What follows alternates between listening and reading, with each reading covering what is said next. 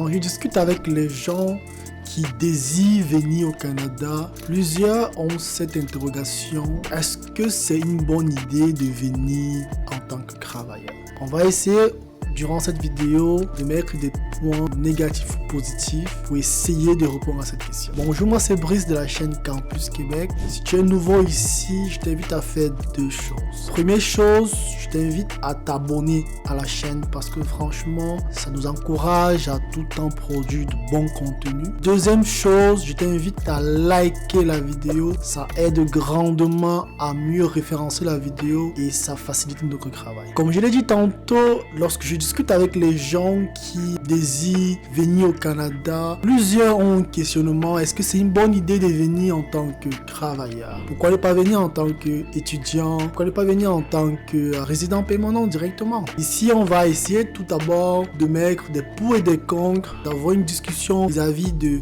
statut de travailleur au Canada.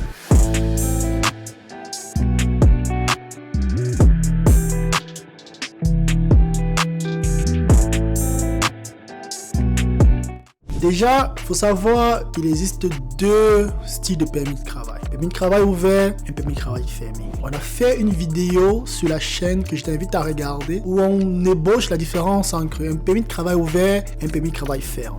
Donc ici, vu que ce n'est pas le sujet de la vidéo, on va passer sommairement. Un permis de travail ouvert, très brièvement, c'est un permis de travail qui te permet de travailler n'importe où. On l'obtient dans le cas des immigrants extérieurs du Canada via notre conjoint ou notre conjointe qui lui a un permis de travail fermé. Un permis de travail fermé, c'est un permis de travail qui est rattaché à un contrat de travail dont un employeur. Tout d'abord, on va parler des délais de traitement. Les délais de traitement des étudiants en termes de procédure, de l'admission jusqu'à, l'obtention du permis d'études, c'est en moyenne 6 mois, voire 1 an. Pour les résidents permanents, c'est encore plus, ça peut parfois aller à 3 ans, dépendamment des provinces. Et pour les travailleurs, c'est autour de 3 mois, 6 mois. Ça dépend de beaucoup de facteurs, ça dépend de l'immigration d'abord, ça dépend aussi de l'employeur si c'est un permis de travail fermé, ça dépend de beaucoup de facteurs, mais ça tourne autour de 3 à 6 mois. Ensuite, on va parler des avantages lorsqu'on vient en tant que travailleur. Quand je dis pas d'avantages ici, je parle sur le territoire québécois où je suis, dans le sens où quand on a le statut de travailleur, on a droit à quoi, on n'a pas droit à quoi, qu'est-ce qu'on peut faire.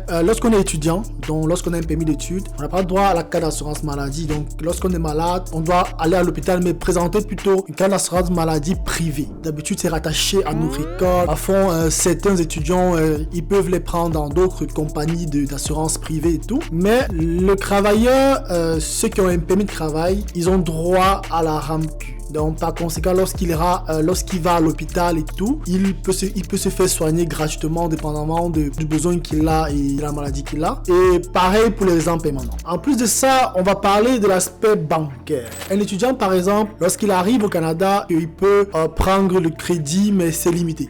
Parce qu'on s'est dit, un étudiant il ne travaille pas encore, il n'a pas de revenus. Un travailleur, c'est pas le cas parce qu'on sait qu'il a la possibilité de travailler plus de 40 heures, parfois 60, 50 heures. Et un résident permanent, c'est la même chose. Donc ce qui fait que en termes d'octroi de crédit, c'est plus facile pour un travailleur et un résident que pour un étudiant. En plus de cela, lorsque un travailleur il arrive au Canada, surtout avec un permis de travail fermé, il a directement un emploi. Ce qui diminue le stress de recherche d'emploi et j'en passe. C'est vrai, comme vous le savez, au Canada, il y a le plein emploi dans tous les domaines. C'est facile de trouver l'emploi, de trouver un bon emploi. En soi, honnêtement, ceci n'est pas un problème. En dernier lieu, je vais parler de l'obtention de la résidence. Dans ce cas-ci, vu que ceux qui viennent déjà étant résidents, ils sont déjà résidents, ça c'est clair. Mais là, on va parler plus de la comparaison entre quelqu'un qui a un permis d'études et quelqu'un qui a un permis de travail. Quelqu'un qui a un permis d'études, lorsqu'il finit ses études et tout, il a un temps qu'il doit travailler dans son domaine et parfois c'est parfois assez long. Dépendamment du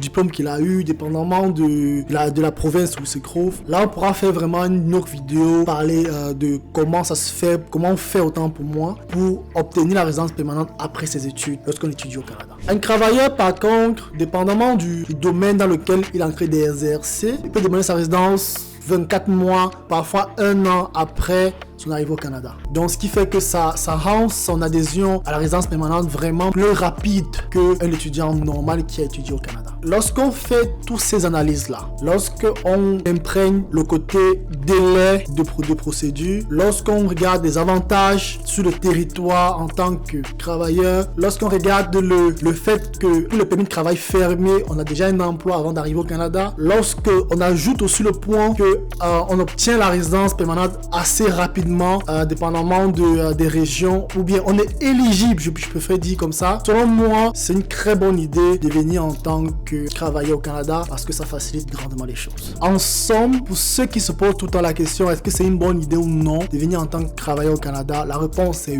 oui, c'est une très bonne idée. Et si la vidéo t'a plu, je t'invite à mettre un pouce bleu, je t'invite encore à t'abonner à la chaîne si c'est ce que tu ne l'as pas encore fait. Merci beaucoup d'avoir regardé la vidéo. Ciao!